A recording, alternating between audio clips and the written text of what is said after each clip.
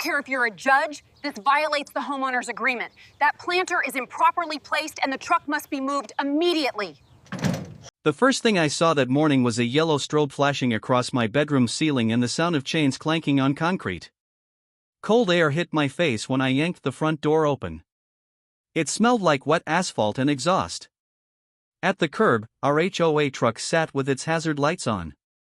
Two guys in reflective vests were strapping my big blue driveway planter onto a dolly like it was a stolen car.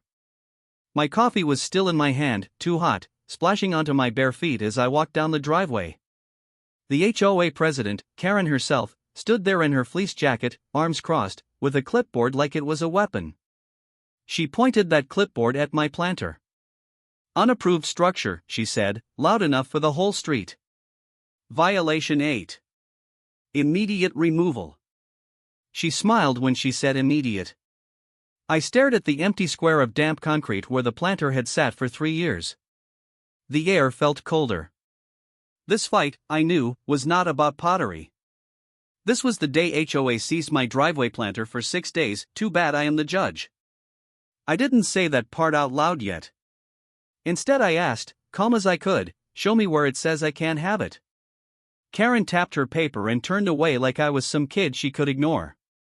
I tried to do it the polite way first. I emailed the board that same day, at 9:00 p.m., after my kids were asleep and the house smelled like leftover pasta and printer ink. No reply. The next day I called the office number 3 times. Straight to voicemail.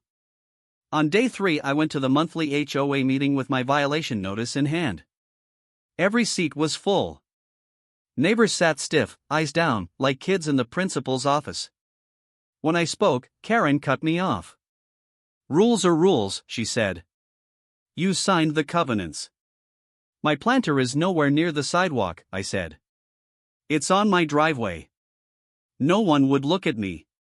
One guy caught my eye, then stared at the floor like he'd touched an electric fence. That night I sat at my kitchen table with my laptop open and my hands shaking with quiet rage. This is my line, I thought. My kids helped me plant herbs in that thing. It kept cars from cutting across our driveway. I was not going to roll over because Karen liked feeling tall.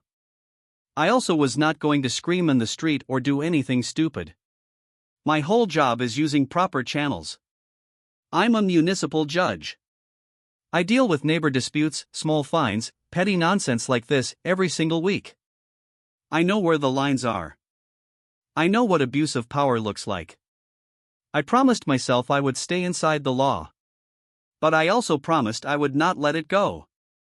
So I started building my case. I walked the neighborhood with my phone, taking pictures of every unchecked violation. Garden gnomes, wind chimes, a pink flamingo army, 3 illegal sheds. I lined up photos, emails, and call logs in a binder. I pulled the HOA bylaws from our welcome packet and highlighted every part about driveways, easements, and common areas. Then I added a page I titled in big letters, Timeline Item 1 April 5th at 4:27 a.m. False trespass call. That was when Karen had called security on my visiting sister for parking half an inch over the faded line. I checked the police log. Sure enough, there it was. Patterns of false reports can be prosecuted. I wrote that sentence at the bottom of the page in simple black ink. The deeper I dug, the worse it got. I filed a public records request with the city for all complaints tied to our HOA's name and address. When the envelope came back, thick and heavy, I opened it over the counter while my kids ate cereal. The file landed with 63 pages. Noise complaints that went nowhere. Petty parking calls. An elderly neighbor ticketed for a trash can that wasn't even hers. And there in the stack, again and again, the same signature. Karen's. I added every page to my binder. I wasn't just mad about a planter anymore. I was looking at a pattern of bullying with a letterhead. And I knew exactly who had jurisdiction over HOA enforcement in our town council structure. I had sat on that bench. I could not hear my own case, of course. That would be wrong. But I could file a formal petition to the city's Housing Oversight Committee, and I did, with photos, the bylaws, and my neat little binder. 2 weeks later, on May 3, 2024, I saw the hearing notice go up on the community board by the mailboxes. There would be a public session about our HOA's enforcement practices. Residents invited. Karen tried to spin it. She sent an email blast calling it a routine review. Folks forwarded it to me with one line, "Did you do this?" I just replied, "See you there." On the night of the hearing, people showed up with lawn chairs and phone chargers. It felt like a block party with clipboards. The twist came when the city clerk read the panel list. 3 names. Mine was third. I saw Karen's face drain as she realized I was one of the judges hearing the complaints against the HOA. The rules were clear. I had to recuse myself from anything involving my own planter, and I said so on the record. But the meeting was not about one planter.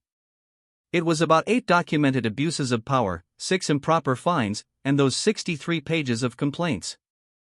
As people spoke, neighbors who had been silent in our clubhouse suddenly found their voices. One mom described being fined $200 for a faded wreath. An older man talked about Karen yelling at him for sitting on his own steps.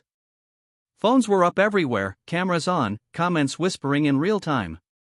By the time it was my turn to speak, the room was packed. People lined the back wall. Some sat on the floor. I kept my voice steady and simple. I described my planter, the 7:15 a.m. seizure, the lack of notice, the ignored emails. I explained that under our own bylaws, anything placed fully on a private driveway, not blocking the sidewalk, was not under HOA control. I pointed to the exact section. Karen tried to interrupt, but the council chair shut her down. "Ma'am, you'll have your turn." Someone in the back laughed, then covered their mouth. When I mentioned the false trespass call on my sister, phones went up again. I could almost hear the captions being written, "HOA president caught on record." The decision came 2 weeks later in a tidy letter and a very public announcement.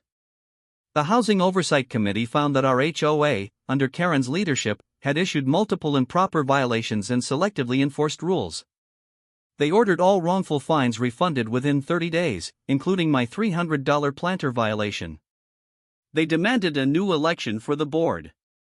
They also warned that any future pattern of false reports to police could be referred for criminal review. At the next community gathering, people actually smiled at each other again. Kids rode bikes past my driveway, where my planter sat in its old spot, full of fresh soil and bright flowers my neighbors had brought over as a kind of apology bouquet. Karen lost the election by a landslide and now walks her dog like a normal person, eyes down, no clipboard, no power trip. Please follow for more HOA showdowns like this. Do you think she got what she deserves? Comment below.